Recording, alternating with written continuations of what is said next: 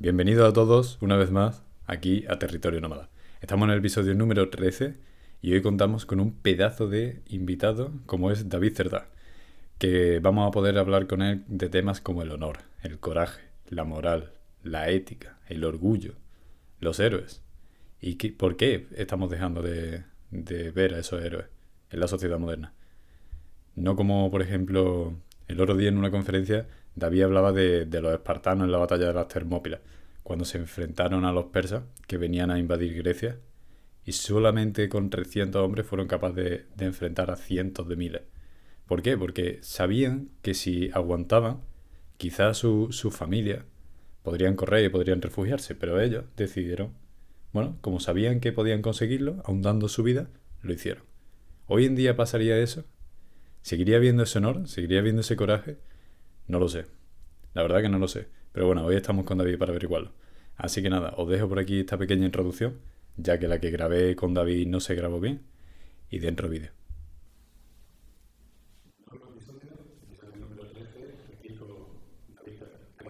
Un placer estar contigo. Hemos quedado aquí en la ESI, ¿no? Sí. Una salita y un rato para charlar de lo que pasa. Así que nada, antes de empezar, quiero dar a David que se presente un poco para que no le conozca. Bueno, sencillamente una persona que se ha ganado la vida siempre con la economía, pero que tiene la filosofía como una forma de vida. Y creo que se ha alimentado las dos cosas, ¿no? Al final una persona que trabaja en empresa, por ejemplo, una persona que necesita pensar bien, ¿no? Y el pensamiento crítico del que tanto se habla hoy, pues toda la base es la lógica, la dialéctica, la retórica. Entonces hay grandísimas posibilidades de aprovecharse de ese conocimiento, más allá de que uno debe de pensar también en cosas que lo construyan por dentro. Yo creo que el gran proyecto de la ética, que lo haremos ahora, es el proyecto del carácter. Y bueno, yo creo que porque no hay un proyecto del carácter y porque la filosofía ha desaparecido de nuestros caminos de diversas formas, pues hay tanta gente que está acudiendo a coach y gurús y cosas con mucho, como mucho menos, como con mucho menos fondo, vamos. Sí, eso es un tema también que quería tocar Sí, bastante. Me gustaría hablar de ese tema de los coaches, sí. de la motivación, Ujú. por ejemplo, en YouTube, ¿no? Hay muchos canales Sí. que versan de eso y se ganan por ahí con eso, motivando también. ¿Qué opinión tienes de eso? Y yo el 99% de las cosas que veo me parecen de risa. Quiero decir, veo mucha gente, por ejemplo, veo dos tendencias muy poderosas, ¿no? Las mujeres relacionadas con la moda y el mundo influencer, moda, estilo, lifestyle, o como se le quiere llamar, etcétera. Y de ahí está yendo, digamos, conclusiones filosóficas totalmente o sea, cabales, demenciales. Y más los hombres más ligados a un mundo de autosuperación, deporte, éxito, ligado, bueno, sí, dinero, coche, un mundo como... Son mundos que son antiquísimos, que decir, me parece súper rancio. Y sin embargo se vende como mercancía nueva, ¿no? Yo creo que hay mucha gente sin referentes y sin referentes intelectuales y sentimentales, ¿no? Que es el problema. Por ejemplo, ¿te suena ya los fitness? Sí. Esa figura que es Sí, sí, me cuentan todos mis alumnos de grado, ¿no?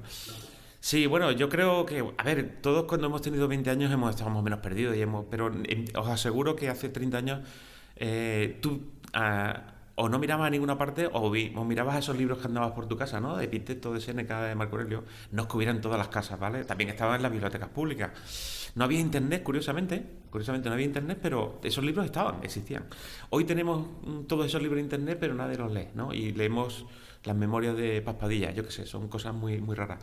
Yo creo que es una demostración que toda esa gente suba de que la cantidad no lleva a la calidad y que creíamos que el internet iba a ser una vía hacia el conocimiento y sobre todo una vía hacia la ignorancia, en mi punto de vista. Sin negarle a que, por supuesto, algunas de esas personas pues tengan un mensaje honesto y alguno acertará, quiero decir, eso seguro, ¿no? Pero a mí una persona que toda su enseñanza la ha sacado de haber superado un trauma personal o de ir al gimnasio y o haber sacado una medalla deportiva, con todo mi respeto, me parece muy poca cosa. Porque, o sea, ¿qué consideras tú que es la verdadera enseñanza? ¿Cuándo llegas, por ejemplo, por qué no mirando eso a personas como, o sea, no por repetir, planteados Sí. cualquier canal de comunicación? ¿Qué crees tú que les falta a ellos Le faltan 2000 y pico años de pensamiento, ¿no? Le falta que hay un montón de gente súper inteligente y súper válida y además escribe de maravilla que está ahí, ¿no? Es decir, ¿y qué les falta? Pues la experiencia de Epicteto, que es un esclavo al que echan de Grecia y tiene su propia de Roma y tiene su propia escuela de filosofía y es un esclavo. La experiencia de Marco Aurelio, que es un emperador, la gente lo recordará por Gladiator, ese señor mayor que sale en Gladiator, que es un emperador y reflexiona sobre lo que es el poder y eso, o sea, le falta un montón de chicha, ¿vale? Y lo que hay es mucha gente de 20 y pico años, que además todo el mundo tiene que entender que la adolescencia, que se ha convertido en el nuevo patrón oro, siempre ha sido un periodo de transición, más o menos estúpido, quiere decir, todo el mundo hemos sido adolescentes. Entonces, ni que decir tiene que hay gente de 22 más sabia que gente de 60, ¿vale? Pero en general, cuando tú eres joven hay un montón de cosas que no sabes. Entonces, lo lógico es que miren no a tus mayores, porque a lo mejor tus mayores, ¿sabes? El mayor que te ha tocado a ti cerca, pues una persona no sabe nada. Pero joder, miremos hacia atrás, 2000 y pico años de personas pensando y sacando conclusiones sobre qué es la amistad, qué es el amor, qué es el éxito, de qué conviene rodearse, qué es la moral, qué está bien, qué está mal. Se lo tengo que preguntar a una señora con leotardos de 20 años o a un chico que levanta pesas con 24, con todo mi respeto. Creo que no, ¿eh? Sin negar que haya cosas interesantes. Pero vayamos al producto A, ¿no? No al producto Z. Sí. Sí. 2500 desde Platón y Aristóteles y hay montones de cosas que no han pasado de moda y que además que están muy bien escritas, muy bien pensadas, porque eso no pasa de moda. Es decir, la ciencia avanza y deja atrás, vamos a decir, los cascotes de las ruinas, ¿no? La filosofía nunca deja ruinas, ¿no? O sea, claro, hay cosas que sí son ruinas, hay cosas que dices, joder, qué mal pensaba este tipo, ¿no? Qué machista era, o lo que sea. Claro que sí, hay algunas ruinas, pero las cosas que llegan hasta nosotros, la mayoría, tienen un inmenso valor y llegan porque siguen valiendo. El ser humano, la experiencia del ser humano no cambia tanto, ni muchísimo menos.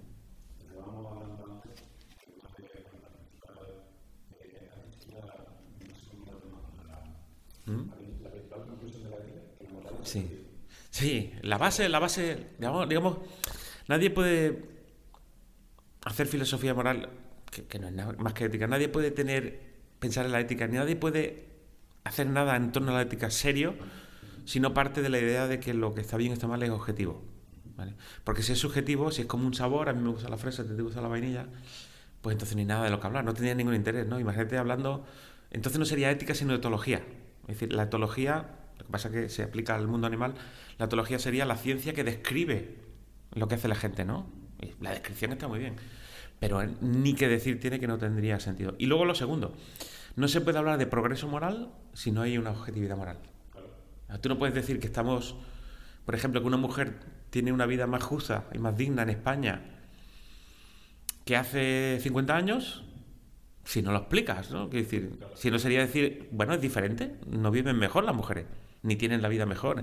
Y no puedes decir que las mujeres en Irán tienen una vida peor, menos justa, menos digna, menos libre que una mujer española si no pones una referencia. Menos con respecto a qué. Claro, esa es la cuestión. Mm. Sí. La misma noción de derechos. ¿Por qué algo es un derecho? ¿Es bueno? ¿Es malo? ¿Pero por qué decimos que hay que defenderlo? ¿Porque es bueno? ¿Porque es malo? ¿O porque sencillamente alguien lo dijo? Porque lo dijo la ONU. Me fascina. O sea, la gente que dice, yo no creo que haya ninguna moral objetiva, pero creo que los derechos humanos del hombre hay que respetar. ¿Por qué? ¿Cómo defiende? O sea, y la gente que pensó en los derechos humanos del hombre tendría un criterio, ¿no? O fue tirando al azar, lo escribió en unos papeles y fue sacando bolas, ¿no? O sea, ¿por qué, por ejemplo, una persona tiene que poder decidir con quién se acuesta?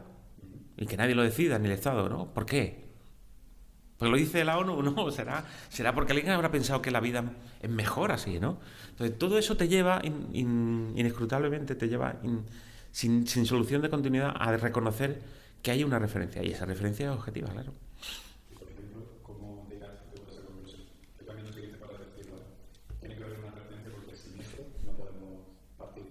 Pues ha sido, supongo que desde la primera vez que me planteaba estas cosas, con 13, 14, 15 años, cuando empiezas a desarrollar una conciencia más. Aunque en realidad te lo planteas a los 7 y a los 9, ¿no? Porque la conciencia nace muy pronto, ¿no? ¿Estaré haciendo mal? ¿Estaré haciendo bien? ¿Debo ayudar a mi amigo? ¿No?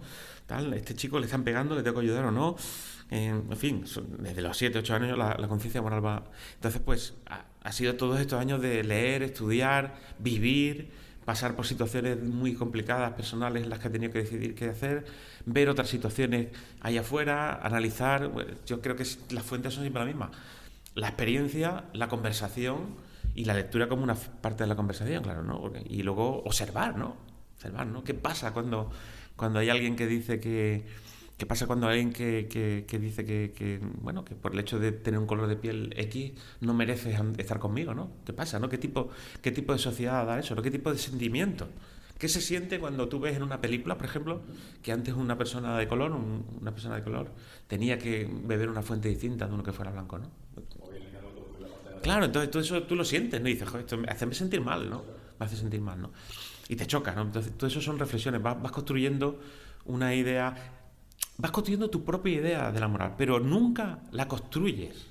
Siempre la descubres. Esta es la clave de la objetividad. Yo no he inventado lo que está bien y está mal. Yo lo voy descubriendo. ¿Vale? Igual que yo no invento qué es el sol. Yo lo voy descubriendo. ¿Vale?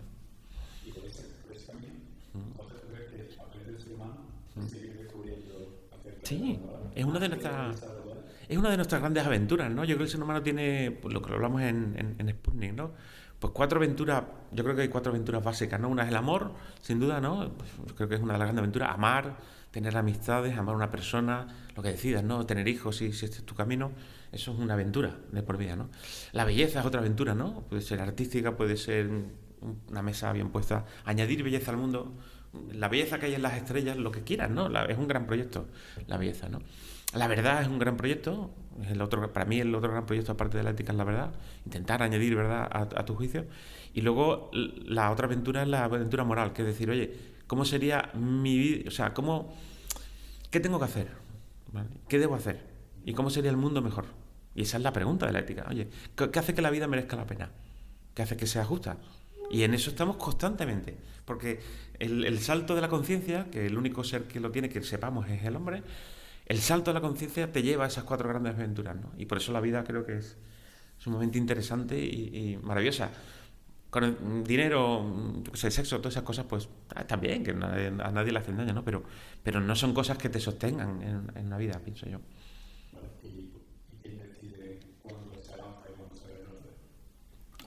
Nadie, esa es la mejor parte. A mí, a veces cuando entro en un debate en Twitter sobre esto y explico algo y alguien me dice, entonces, porque tú, o sea, entonces lo que está bien es mal lo que tú digas. No, justo, no lo dice nadie. Lo estamos descubriendo, el ser humano lo está descubriendo y podemos razonarlo. ¿Vale? Y podemos razonarlo. Entonces yo sé que podría razonar con cualquiera, es decir, ¿a qué podemos aspirar? ¿A qué tipo de objetividad podemos aspirar en la ética? Podemos aspirar a la objetividad tal que si yo metiera, por decirte un ejemplo, es un experimento filosófico, ¿vale? Mental. Si yo metiera 100 personas o 1000 personas en una sala, sin prejuicio, ¿vale? Abiertas a pensar, y pusiéramos encima las cartas sobre la mesa, la gran mayoría de esas personas estarían de acuerdo con que, por ejemplo, violar es algo que está mal, ¿no? Sin duda, no tengo ninguna duda. De hecho pasa. Lo que pasa es que ese experimento no lo podemos hacer puro. Pero yo voy por el mundo y veo los sitios donde las cosas funcionan y donde se vive con libertad y no hay atropello. Y, por ejemplo, creo que la mayoría hemos descubierto que la violación está mal. Y lo sabemos. ¿Y por qué? ¿Puedo explicarlo? ¿Cómo puedo explicar yo que la violación está mal? Pues averiguando qué hace sufrir una persona, ¿no? Y sabiendo que la experiencia de sufrir una violación es muy traumática. ¿Y qué pasa cuando alguien te agrede, ¿no? ¿Y qué pasa cuando alguien... Bueno, todo lo que podemos imaginar que hay alrededor de una violación, ¿no? Entonces, se trata de educar el corazón conociendo al ser humano y te lleva a las conclusiones adecuadas. Esto está mal. Esto está mal. Y además creo que hay un consenso gigantesco en muchísimas cosas. Y los disensos que hay en ética, que lo siga habiendo, posiblemente sean menores que la física. Sí, yo creo que hay más discusión en la física. Yo me muevo a hablar con físicos, los agujeros negros, los no sé cuánto, y seguro que encuentro 18 millones de temas donde la física sigue avanzando y tienen más dudas. En la ética siempre me sacan los mismos, ¿no? La eutanasia, el aborto, poco más, ¿sabes? Siempre salen esos dos y poco más, casi te diría que poco más. Entonces fíjate tú si hay poca duda, si hay bien objetividad sobre lo que está bien y lo que está mal.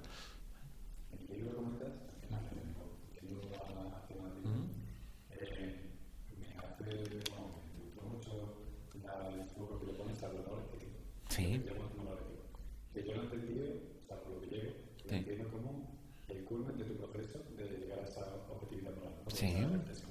sí. Explica un poco qué entiendes tú de ese concepto. Sí, bueno, el concepto de honor es muy amplio, ¿no? Y hay un honor de tribu, ¿no? El honor de tribu ha habido incluso, hay una cosa que se llama asesinatos por honor, que son barbaridades estas de que cuando alguien hace algo malo van y violan a la hermana del otro, o sea, cosas de tribu, cosas de salvajes, ¿no? O sea, ha habido un empleo de honor antiguo que no nos interesa, ha habido un honor también de los privilegios, ha habido muchos honores. El honor ético coge lo mejor de esos honores antiguos y lo mezcla con algo que podíamos, con dos pilares, yo creo que uno es la dignidad del ser humano, es decir, todos los seres humanos por el propio hecho de ser humanos son iguales y tienen los mismos derechos, deben tener los mismos derechos y oportunidades y merecen las mismas cosas, ¿vale?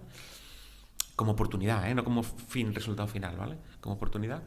Y en segundo lugar, que habitamos una cosmópolis. Es decir, reconocer que no hay frontera. Eso no quiere decir que tú quieras acabar con todos los países, ¿vale? Eso, los países, son organizaciones políticas, eso es otro tema. Pero desde luego tú no puedes pensar que debes de...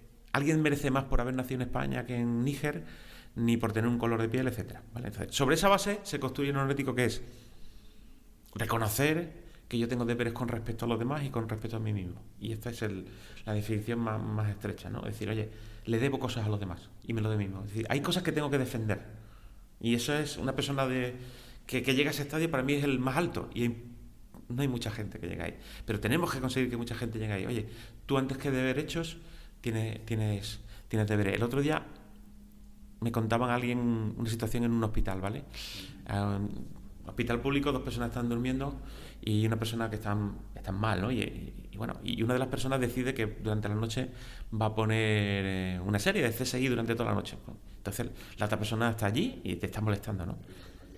Entonces cuando esa persona se le pregunta, oiga, dice, yo es que tengo derecho a ver la tele. Es un estadio previo al avanzado, que es cuando tú no entiendes que tienes un deber antes que un derecho.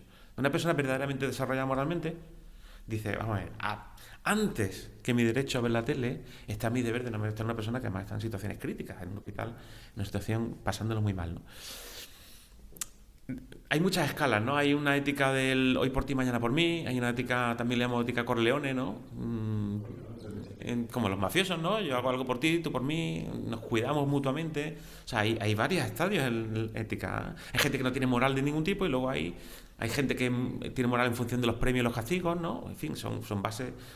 Y vas avanzando. Y el nivel más alto es cuando tú entiendes que tienes que hacer lo que tienes que hacer porque tienes que hacerlo, ¿vale? Porque es tu deber, ¿vale? Porque formas parte de la humanidad, formas parte de algo, ¿vale? Y te sientes parte de ese algo. Por ejemplo, la gente que eso me ha encantado, lo de yo tengo el derecho a ver la tele. Sí. Hoy en día básicamente la sociedad yo creo que Sí. hay mucha gente estancada en ese nivel. Que Sí, sí. mi derecho a hacer cualquier cosa. Claro que sí, claro que sí. Claro que sí. Sí, porque es muy interesante. Es muy interesante primero para el comercio, o sea, para que tú compres muchas cosas. Yo necesito mucha gente que crea que tiene muchos derechos. Porque es una manera de que tú seas un consumidor brutal, ¿no? Es decir, yo me merezco esto, me merezco lo otro, me merezco lo demás allá, entonces me convierto en súper consumidor. Y luego le conviene al poder. Es decir, yo necesito mucha gente al que yo diga, yo cuidaré por tus derechos, ¿no? Y tú tienes derecho a esto, yo te lo voy a conseguir. Vale, entonces, para pastorear a gente, ¿no? Tienes ovejas, ¿no? Lo que no le conviene al poder, en el sentido peor de la palabra, es que haya mucha gente libre que diga, yo me valgo por mí misma, soy una persona fuerte, yo no te necesito a ti, ¿sabes? Yo necesito que tú cumplas con tu deber, precisamente, ¿no? Entonces, el momento en que se degrada, como estamos viendo, la política y se convierte en gente que te promete cosas a cambio de tu voto, pues lógicamente interesa que haya gente que piensa que tiene muchos derechos y ningún deber, claro que sí. Toca. Pero antes de ir a eso, vamos a dar un ámbito de Sí. partiendo de lo analítico, tu definición de valentía. Valentía, ¿qué significa la valentía? La valentía es un comportamiento. Es una acción. Un comportamiento, como todos los comportamientos. Claro, yo que se le llamaría una virtud. O sea, llamamos virtud y vicio a los comportamientos que son repetitivos, a los hábitos, si son buenos o malos. O sea, un hábito malo es un vicio. Fumar, por ejemplo, es un vicio, porque te hace daño, ¿no? Y es un hábito. Y una virtud, pues es una cosa que tú la has convertido en un comportamiento, pero no puntual, sino reiterativo, ¿vale? Entonces, ¿qué tipo de comportamiento es la valentía? Pues es vencer el miedo. Tan sencillo como eso. El miedo es una emoción, es muy natural, todo el mundo tiene que sentir miedo, porque el miedo... Digamos que las emociones son información que te manda tu cuerpo, ¿vale? Tu cuerpo de pronto hace un análisis de la situación y te manda una información fisiológica, y eso es la emoción. Ahora, tu respuesta a esa emoción es la valentía. Y la valentía es la que dice, pues, se puede combinar con la prudencia, ¿eh? Es decir, no significa ir a pecho descubierto con todo. O sea, si por ejemplo, un ejemplo muy sencillo, si alguien está viendo que a unas personas están agrediendo a otras, en lugar de tirarse a la mitad de la melea, a lo mejor tiene que tirar una piedra y hacer no una llamada, porque eso no va a solucionar nada, ¿no? No tiene que gritar, tiene una piedra. No, el método es el que sea, ¿vale? Pero el caso es que tú no puedes desentenderte de eso. Entonces, la emoción miedo están pegándole a alguien. Si a mí me hace decir salgo por patas, ¿vale? Pues entonces no soy valiente. Y si me hace decir me corresponde tomar cartas porque están agrediendo a alguien y yo no puedo permitir que eso se haga de una manera u otra, lo que sea, entonces eso es valentía. Vences una emoción que o sea, la emoción te puede lanzar a varios sitios. Hay un camino fácil, un camino digamos, de cómodo, y hay un camino difícil. Pues casi podría decirte que es la definición de valentía sería las personas que cogen siempre el camino difícil y bueno. O sea, no difícil por fastidiarse, ¿no? Sino el bueno. Aplicado al bullying, que hemos hablado Sí, anteriormente. sí. ¿Cómo sería en este caso por la opción fácil y por la opción complicada? Bueno, yo creo que el bullying está creciendo y no estoy de acuerdo con quienes dicen que lo que pasa es que ahora se toma nota y antes no, que es falso, cada vez hay más bullying. Está creciendo porque cada vez hay más cobardes. Entonces, yo siempre he dicho que el bullying es un sándwich de cobardía y debilidad.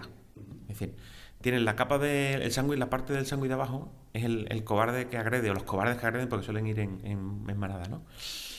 El queso y el jamón de york de en medio es la debilidad percibida en la persona, ¿vale? O sea, el que sufre no es un cobarde, es un débil. O sea, y además sabemos que todos los que agreden van buscando la debilidad, la olfatean y van a por ella, ¿no? Y la capa de arriba de cobardía son los que no hacen nada, ¿vale? Y ese es el sándwich. Entonces no es un problema de unos tipos contra alguien, es un problema de unos tipos contra alguien y otros tipos que se inhiben y lo graban y se van o lo comparten, peor todavía, ¿no? Lo comparten, etcétera. Entonces, gran parte del problema del bullying creo que está en que los padres hemos engañado a nuestros hijos. Les hemos dicho que no se metan en problemas por protegerlos. Les hemos engañado porque hemos supuesto que nunca sería nuestro hijo el que estaría ahí en medio, y eso es una estupidez. Entonces hemos creado un mundo de cobardes. Niño, no te metas en problemas. Tú salte, avisa, denuncia, lo grabas y no te va. Entonces eso es un problema, porque si nadie actúa, el cobarde agrede y el cobarde se siente más fuerte. Entonces estamos en una época donde la cobardía, digamos que se incentiva. Por ejemplo, esa afirmación que has dicho, ¿tú crees que, bueno, aplicado a las nuevas generaciones, ¿tú crees que los padres han criado demasiado sobreprotegidos a los niños y a las niñas de hoy en día? Sobreprotección. Sí, gran parte del problema es creer que nuestros hijos van a ser más felices mintiendo a las épocas del mundo, ¿no? Yo creo que fue Freud el que dijo que el mundo no es una guardería y nosotros les convencemos de lo contrario durante muchos años de su vida, ¿no? Yo creo que tendríamos que lanzar ese mensaje, que no es devastador si lo haces bien, ¿no? Hace un tiempo recuerdo que se produjo una cosa pasó en un zoo en Alemania, creo que fue este verano. ¿Cómo fue aquello? Sí, bueno, resulta que la cebra se murió, ¿vale? La cebra del zoo se murió. Y entonces, pues, el zoo de siempre tenía un protocolo, ¿no? Si la cebra se muere, pues se la damos a comer el león. Ya está. ¿Qué decir? ¿Puede haber algo más ecológico? ¿Puede haber algo normal? Bueno, el caso es que por alguna razón, pues, supongo que por una cuestión, digamos, pues eso, de lo que nos pasa, pues lo dejan de una manera que no se note que es una cebra. Pero en ese zoo pues se notó que era una cebra. Entonces los niños y los padres horrorizados vieron como un león se comía un trozo de una cebra. Y se montó un pollo de la leche, ¿no? Entonces los padres... Incluso hubo padres que dijeron que tuvieron que llevar a su hijo al psicólogo. ¿Vale? Claro, entonces, ¿qué le estamos contando a los niños? ¿Que los leones no comen cebra? Es decir, es una cosa... Estamos infantilizando el mundo de una manera brutal. Y no hay ningún niño, de verdad, que haya ido nunca jamás al psicólogo si se le explican las cosas porque vea un león comiéndose una cebra. A lo mejor problemas de Disney, que se ha pasado de frenada, yo qué sé. Estamos ocultando la realidad a la gente sobre lo que pasa, ¿no? Y luego viene una cosa como lo que está pasando en Israel y con Hamas, etcétera, y de pronto todo es... La gente entra en ansiedad, ¿no? Creo que gran parte de los problemas de ansiedad que tenemos es porque no hemos contado la verdad sobre el mundo. El mundo es peligroso, hay gente mala, hay gente realmente peligrosa en el mundo, y esto seguramente no con 4 años, pero a partir de los 7, 8, 9 hay que empezar introduciendo a los niños a esa idea, ¿no? Y introducir la idea de que tienen que defenderse cuando los agredan y de que no tienen que, en fin, que tienen que valerse por sí mismos también, ¿no? y que tienen que ayudar a otros. En fin, yo creo que eso es gran parte del problema.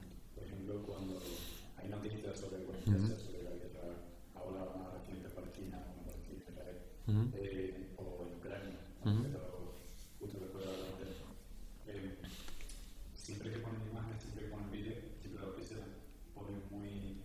Mm. Y aún así la gente se fanatiza, lo que dice. No estamos acostumbrados a ver ese tipo de verdad. Y yo creo que puede ser que se me esté gustando. Si hay guerra, pues habrá que verla. Quiero decir, hombre, a lo mejor hay que ver lo más crudo de lo más crudo, ¿no? Pero yo, por ejemplo, pienso que lo que hizo Hamas, y que además lo publicitó, es muy pedagógico lo que lo veamos, ¿no?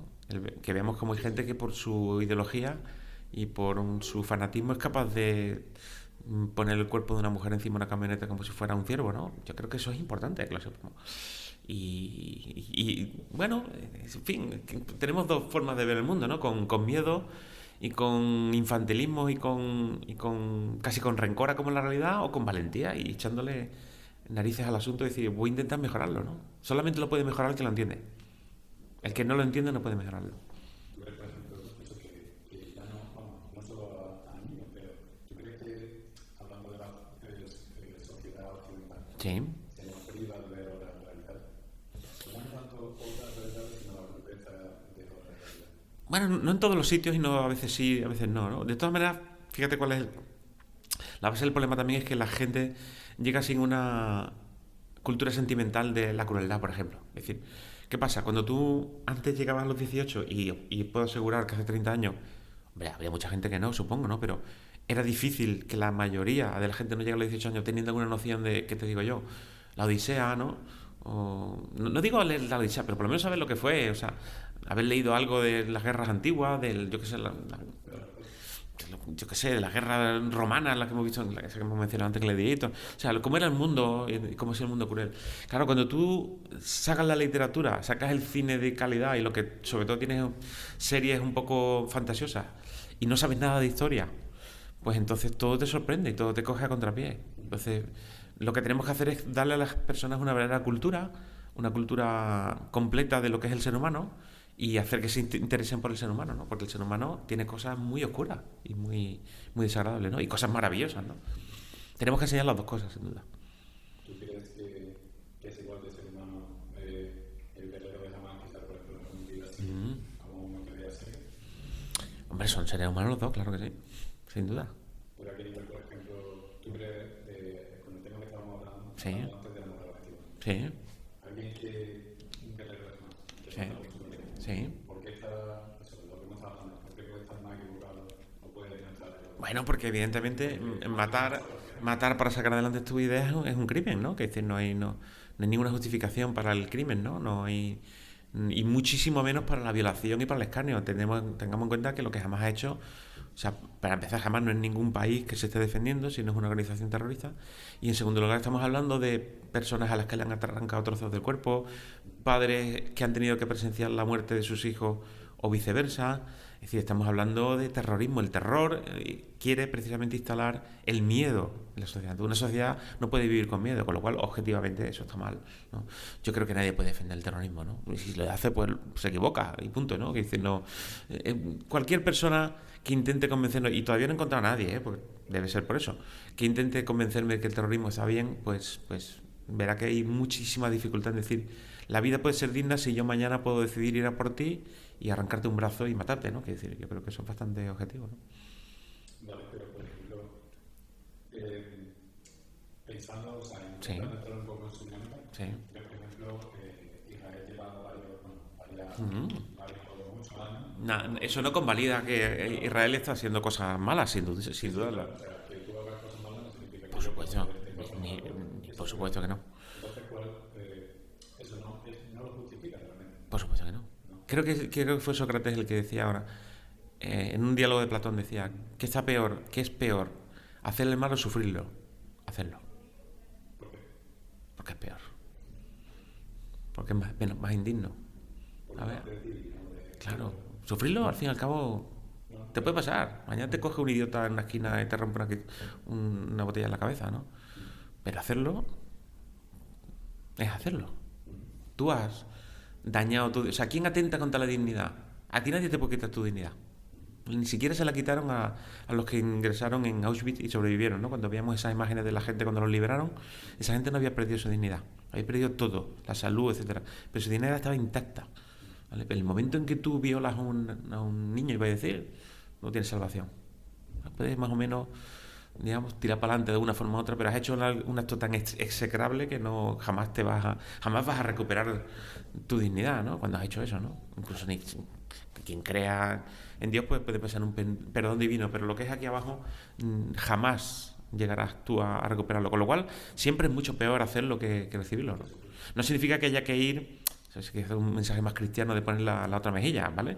Hay que defenderse, pero defenderse no es y menos inocentes, ¿no? Y menos, o sea, no tiene nada que ver. O sea, ni que decir tiene que el que estuviera en la franja de Gaza en el momento de la intifada y viera como un soldado, estamos poniendo una cámara muy chiquitita sobre un tema que es más grande. Pero si alguien viera a un soldado como entra en su casa e intenta pegarle un tiro a su mujer, ni que decir tiene que hay que ir a por esa persona, vamos, eso está claro. Pero no estamos hablando de eso, ¿no? El terrorismo es otra cosa. Y además el terrorismo es política y es dinero, no se nos olvide nunca. Sí, quiere decir que eso está financiado, que no es. Jamás es una persona. Jamás no son personas, ¿sabes?, que se reúnen para defenderse. Son personas financiadas, donde hay gente ganando muchísimo dinero con las armas que ellos reciben. En fin, gente que gana dinero con el daño que le hacen a Israel, intereses petrolíferos, o sea, es todo basura. Es decir, es basura. Volviendo un poco, retomando la sociedad, que no deja de ser un tema que lo tenemos muy de actualidad. La política ahora mucho, el tema de los jóvenes, yo no soy joven, pero hablo con mis amigos, hablamos de ciertos temas. Yo te quería preguntar, ¿tú crees que estamos dejando de ser valientes? ¿Vosotros, los jóvenes? Bueno, los jóvenes No, yo creo que a vosotros, para empezar, yo siempre que hablo de los jóvenes, hablo como, sobre todo, víctimas. Me explico. Es decir, víctimas de que, si yo digo que a los 19 años hoy día la mayoría de los jóvenes tenéis muy poca idea del mundo, no os estoy culpabilizando, es culpa nuestra. Es decir, el problema es que nada más que llega a los 21 22 empieza a ser culpa tuya. Pero ese terreno que va desde los 12 hasta los 20 y pico, lo que sea, la adolescencia, ¿vale? Vamos a decir que todo lo que yo diga sobre lo que les pasa a los jóvenes es culpa nuestra, ¿vale? Jamás podré decir yo, es que los jóvenes de hoy día tienen la atención, les cuesta un montón atender, claro, coño, porque nosotros os hemos metido los móviles, ¿no? Y hemos dejado que entren como un caballo de Troya en vuestras vidas con 13 años y redes sociales, o sea, es culpa nuestra, ¿vale? O sea, dicho esto, yo creo que lo que pasa a la juventud, que tenemos la juventud menos rebelde de la historia y más acomodada de la historia. Nuevamente culpa nuestra, ¿no? Porque sois sobre todo grandes consumidores, ¿no? Y las redes sociales, ni que tiene que TikTok, Instagram, YouTube, etcétera, etcétera, etcétera, no trabajan para que penséis, sino trabajan para que consumáis. Con lo cual, sois el producto perfecto de lo que nosotros hemos dejado de hacer y es culpa nuestra. Yo creo que la juventud tendría que... Más nos vale que la juventud se ponga las pilas políticamente. ¿Vale? ¿Por qué? Porque es vuestra polis, ¿sabes? Yo siempre lo digo, ya moriré pronto. Es decir, yo tengo 51, pero que no tan pronto, pero me queda poco. Y que el mundo es vuestro.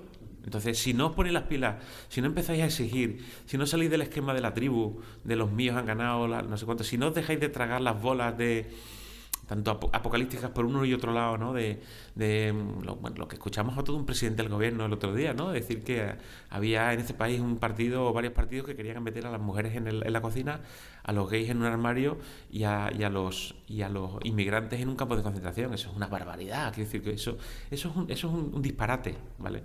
Y tampoco tragaros el otro disparate de todo Europa nos controla y todo es burocracia y estamos perdiendo la soberanía y esto es una dictadura. En fin, yo creo que tenéis que evitar esos extremos. Evitaos esos extremos, sin decir que son iguales, ¿vale? Tenéis que tomar las riendas de la polis, es vuestra polis, ¿vale? No dejáiselo a los viejos van a estar muertos cuando vosotros estáis aquí. Entonces esto es el cuento de la cigarra y la hormiga, ¿sabes? Si os dormís ahora, cuando tengáis 30 y pico, estáis haciendo vuestra familia, empecéis a ver y os pasen cosas con los impuestos, con vuestra sociedad, con las libertades, y veáis que lo habéis perdido, pues a lo mejor es tarde. Y a lo mejor estamos metidos en otro lío y estamos en una nueva guerra civil. Pues puede ser, ¿eh? Puede ser. Entonces, no dejéis que jueguen con vuestras cosas. Eso es mi mensaje.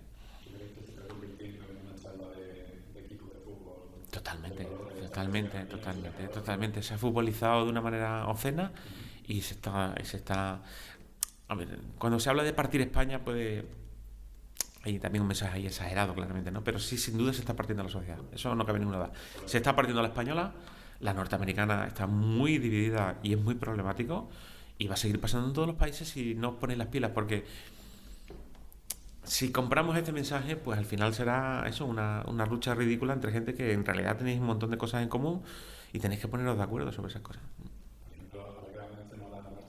Ujú.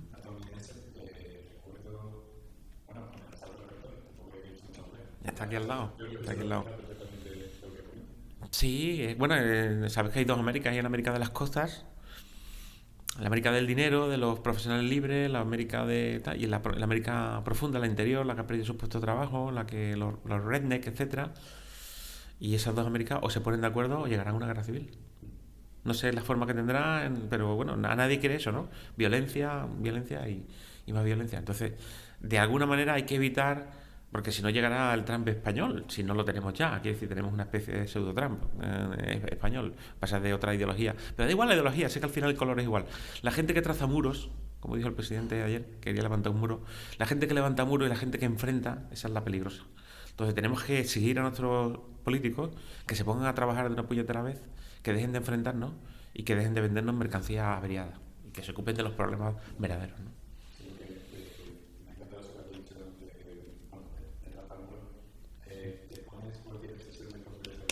Hmm.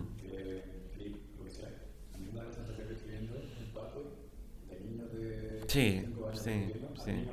Al mismo nivel. Sí. Sí, es lamentable, es lamentable, es lamentable. Pero bueno, ellos, o sea, la gente joven no debe de ser. Ayer día escribí un artículo sobre los súbditos, la diferencia entre un súbdito y un ciudadano, ¿no? La gente joven no debe ser súbdita. Y ser un súbdito es cuando tú te desentiendes. Y dices, paso a la política. Ay, paso a esta gente, fíjate cómo. Bueno, pues haz política. ¿Y cómo se hace política? Foros, discusiones, sociedad civil. ¿Quién sabe si fundar un partido? ¿Por qué no? Hubo uno que se intentó, fue Ciudadanos, no, fracasó, ¿vale? O sea, lo que no es admisible es la desesperación. La desesperación, eso no es admisible. Sí, es decir, pasar de todo. La desesperación es inmoral. La desesperación es inmoral. Es inmoral, o sea, hay que decirlo. El paso de todo es inmoral. Es tu ciudad, es tu sociedad, van a ser tus hijos, si lo decides o no, serán tus familiares, serán los hijos de los demás, será tu vecino. Es tu ciudad, tu polis. Entonces, haz política como en tu círculo, en el tipo de conversación que tú tienes, cómo tú te comportas en redes sociales, cómo te asocias con otras personas para pensar. Hay que recuperar la comunidad, ¿no? No podemos ser especie de mónadas sueltas, cada uno con su móvil. Eso es lo que hace que los poderosos tengan todo el poder, ¿no? Hay que exigir, hay que salir a la calle, hay que hacer un montón de cosas. Se pueden hacer montones de cosas, cada uno con su estilo y con lo que quiera. Pero lo que no se puede hacer, o por lo menos es inmoral, es desentenderse. Los griegos tienen una palabra para eso, idiotés. Un idiotés es el que renuncia a su polis. Que hacen por culo. ¿Sabes? Sí, al final paso, este asunto no es mío. Eso es una actitud de esclavo, no una actitud de persona libre. Las personas libres exigen, los esclavos se entregan. Ya está.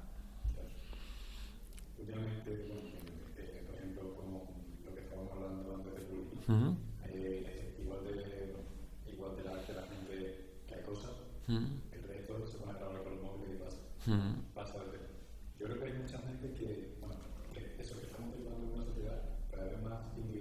ujú, ujú.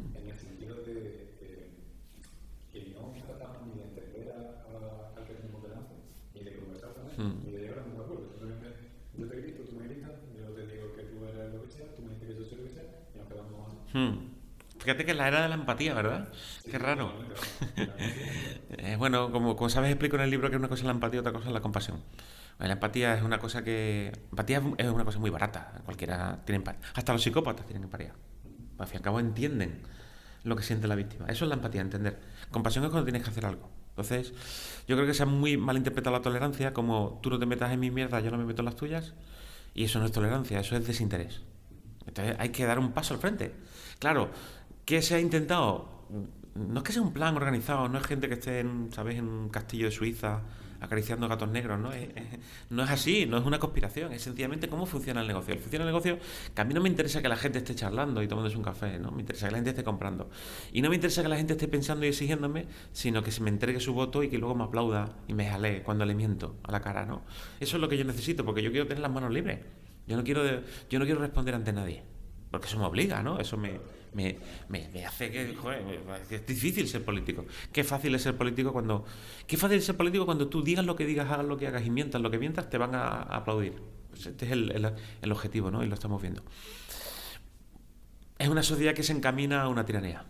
Tiranía bajo el aspecto de democracia, pero al fin y al cabo una tiranía donde diversos tiranos se van sucediendo, tiranos legales, pero al fin y al cabo tú entregas tu voto, jaleas, aplaudes y luego te desentiendes, te lavas las manos hasta los siguientes 4 años, 3 o 2, lo que toque. Eso no es ser un ciudadano. Un ciudadano es una cosa más seria que esa. ¿Tú crees que España se puede convertir en la nueva Venezuela? No lo mejor de aquí a 5 años, pero de aquí a 15. No lo sé, tampoco, no sé, ¿y cómo estará Venezuela entre 15? No lo sabemos. Yo creo que sí hay un camino claro a la tiranía, y es una tiranía legal, en la que una persona un año tras año se postule, gane, venza, luego haga lo que le dé la gana y se vuelva a votar porque será o yo o yo o Mordor, que es lo que se ofrece, no, porque ya no se dice o yo, esto tengo yo mis ideas y ellos tienen la otra, no, yo mi idea o Mordor, ¿vale? O la oscuridad, el reino del señor oscuro. Entonces, claro, joder, eso es de primero de maniqueísmo, ¿no? Entonces, si compramos esa basura, pues tendremos una alternancia de basura. Luego Mordor ganará y se convertirá en la Tierra Media y dirá que Mordor es el otro y así sucesivamente. Y entonces tendrán cheques en blanco tras cheques en blanco. Lo que hacen, no, hay que fiscalizar a la gente que manda. Porque es un ciudadano es alguien que considera que su presidente es su empleado, ¿vale? No su líder, no su faro alumbrador precioso y bonito ¿vale? Eso es ser un ciudadano. Es decir, oye, cuando te cruces con el presidente le dices, tú sabes que yo te pago este sueldo, ¿no? Claro. Ahora, si yo voy a ir a gritar el nombre de mi ex, a sacudar la bandera y decir jódete facha porque hemos ganado, o al revés, jódete rojo porque hemos ganado, pues tendremos fútbol. Tendremos fútbol. ¿Tú crees que el discurso se está simplificando? Claro que sí, claro que sí. Y también se está volviendo, ya no tanto a poseo, pero el hecho del odio, del discurso de odio, cada vez más directo, más... Es fácil, si es que, Rafa, es fácil. Es decir, si tú no quieres pensar, lo que quieres es un buen espectáculo. Está, es como el circo romano, ¿no? Quiero decir, ¿sabes? Yo quiero pensar, yo quiero por lo menos sentir la sensación, una emoción agradable de hemos ganado, hemos perdido. Insisto, son opciones de esclavos, ¿no? Entonces, creo que tenemos que mirarnos al espejo de lo que le debemos a nuestra polis y decir, tengo una responsabilidad. Pero para eso hace falta la ética. Hace falta que yo me sienta que tengo al lado no un hermano, ni un amigo, ¿no? Un conciudadano. Pero un amigo, al fin y al cabo, el afecto, eso es fácil. Pero además es fácil. Y tu hermano es fácil, porque al fin y al cabo lo quieres, ¿no? O has nacido en tu misma familia. Quiero decir, lo difícil es hacer cosas con la gente. Y eso es lo mismo que te pasa en una empresa. Es un compañero. Si tú vienes un compañero como un competidor, como un... pues entonces no irá bien. Si tú lo ves como alguien con quien ni siquiera te tomarías una cerveza, pero estás haciendo cosas juntos, eso es construir un equipo, ¿no? Una empresa. Pues lo mismo tú con Ciudadanos, ¿no? Tenemos que ver a nuestros conciudadanos y por supuesto no despreciarlos por sus ideas. No se puede despreciar a alguien por ser de Vox. No se puede despreciar a alguien por ser de Podemos. Pues estarás equivocado. Yo no pienso como tú, estás equivocado. Y puedo asegurar que eso no ocurría hace 30 años. Seguro que no ocurría. Oh, hombre, claro que no. La gente era de Izquierda Unida o de PSOE. No había un desprecio, el desprecio que hay ahí ni se le parecía. Sencillamente, bueno, yo pienso distinto y ya está, ¿no? Tampoco es que fuera, ¿sabes? Como en el ágora griega, un voto a bríos, que tú dices, ¿sabes? No era así, pero, joder, no. O sea, por ejemplo, hoy día hay gente que dice que no saldría nunca con nadie de Podemos o no tendría un novio de Vox. ¿Pero qué gilipollez es esa? Eso nunca ha ocurrido, jamás ha ocurrido.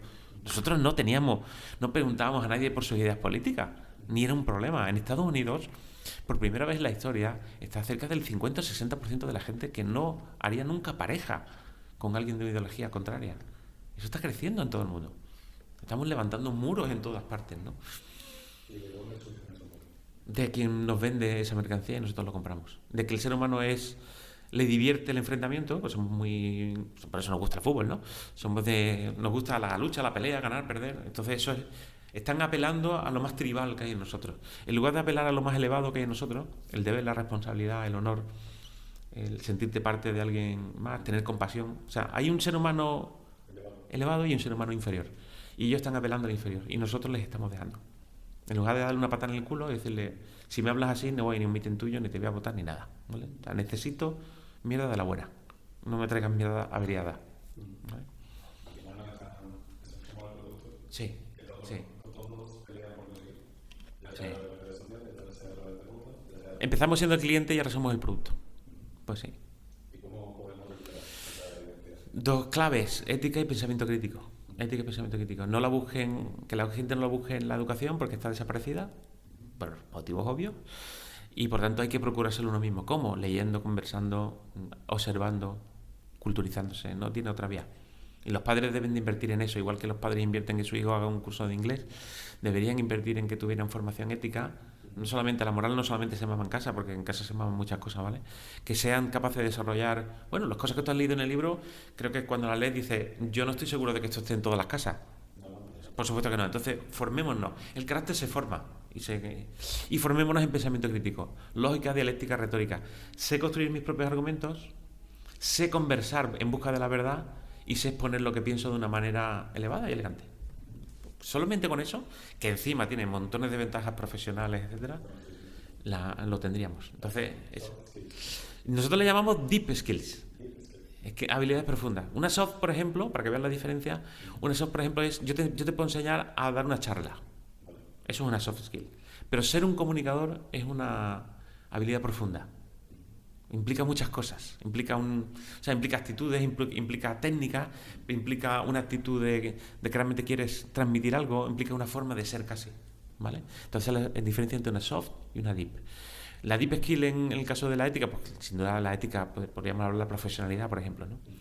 Eso no es solamente, mira, las reuniones se hacen así.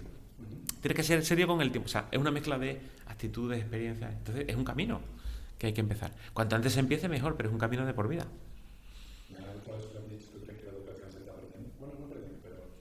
Tenemos muchos problemas, tenemos muchísimos problemas, sí señor, sí señor. Son 8 leyes en 40 años, es de nuevo la política utilizando la educación como un arma arrojadiza, es ningún pacto de Estado, ninguna intención, o sea, cada uno que viene quiere quitar la anterior, es un desastre absoluto. Entonces, pues se mantiene porque sigue habiendo profesionales válidos y porque tampoco todo se viene abajo, ¿no? Pero está seriamente dañada y yo creo que todos lo vemos. Lo vemos. Es parte del problema, es parte del problema. Cada uno tiene sus problemas. La primaria tiene los suyos, la secundaria tiene los suyos y la universidad tiene problemas muy gravísimos de que se pagan muy mal a los profesores y que hay pocos profesores buenos, de que es una absolutamente endogámica, de que hay muchísima política, en fin, hay un montón de problemas en la universidad. Escribí un libro sobre eso, se llama La deriva de la educación superior, y bueno, Bolonia fue un problema en sí, una locura, ¿no? Sí. Pues muchas cosas. Primero, porque ha despreciado la enseñanza en favor de la investigación. Y por la cantidad de burocracia, por decir solo dos cosas, la cantidad de burocracia que ha añadido al trabajo de los profesores, ¿no? Emplean mucho tiempo los profesores en burocracia. Papeleo. Todo tiene muchísimo papeleo, formulario. Es tremendo. Pregunta a algún profesor, te dirá que está desesperado.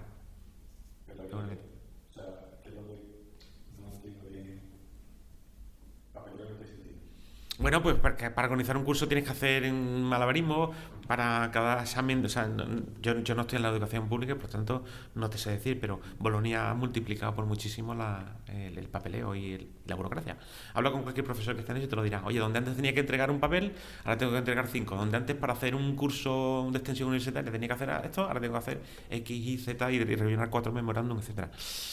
Pero bueno, la universidad tiene muchos problemas. Yo diría que la endogamia y la burocracia son los mayores, pero sobre todo que ha perdido el interés por enseñar, ¿no? Y bueno, entonces a ti se te valora por los papers. Entonces a ti te da igual el alumno. Que en un momento dado, si a mí me vas a valorar por los papers, pues esa es la zanahoria que yo voy a seguir, ¿no?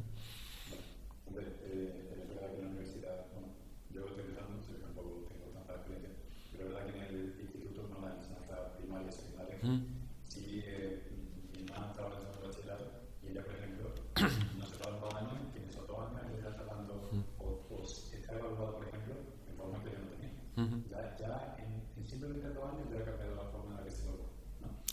Yo creo que es una maraña y en general se ha perdido el interés verdadero que la universidad es una comunidad de gente que quiere aprender. Y eso no es nada romántico, es la base de la universidad. De la universidad, la base de la universidad es gente que quiere aprender. No gente que quiere titular y gente que quiere hacer puntos para obtener puntos, que a su vez tengamos puntos para investigación, etcétera. Eso no es la universidad. Sin quitarle importancia a investigar, ¿eh? Estoy diciendo que se ha variado el foco. Y bueno, pues es parte del problema. Y por ejemplo, ¿qué cambios daría tú a la enseñanza para cambiar? Habría que tener un pacto a largo plazo, habría que tener devolver al centro, a la clave de la educación, que es crear ciudadanos libres, profesionales poderosos y personas cultas. Es decir, son esas tres cosas, ¿no? Es decir, primero, libertad, capacidad de pensar por ti mismo, etcétera, ser parte de una ciudad, entender que tú le debes algo a alguien, ¿no? Entender que cuando tú llegas a la universidad no es un derecho. Una vez que estás allí es un deber estudiar. Por ejemplo, fíjate qué cosa tan rara. Oye, tú tienes el deber de estudiar. ¿Cómo no? Esto es mi derecho. No. Tienes el deber de estudiar. Que esto cuesta un dinero. Que esto lo hemos hecho entre todos. Claro, pero no lo decimos, ¿vale? Y decirle a un alumno de instituto, tienes el deber de estudiar. No, yo tengo el deber de venir porque me obligan. No, tú no has entendido lo que es un deber y una obligación. Tú no lo debes a nosotros y a la gente que ha hecho posible que tú estés aquí. Entonces, si recuperamos ese orgullo por estudiar y por aprender, devolvemos al centro el conocimiento y no esta especie de idea de que hay que aprender a aprender, hojas en blanco, etcétera, que es absurda, pues seguramente andaremos parte del camino.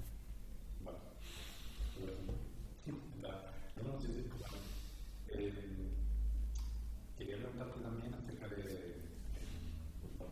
estábamos hablando de la universidad, de la política, la enseñanza, el desarrollo de uno mismo. ¿Crees que es importante conocerse a uno mismo? Esa es uno de los puntos de la filosofía. El pensamiento crítico es entenderse, ¿no? Y cómo soy yo, cuáles son mis fallos, mis dogmas, mis sesgos.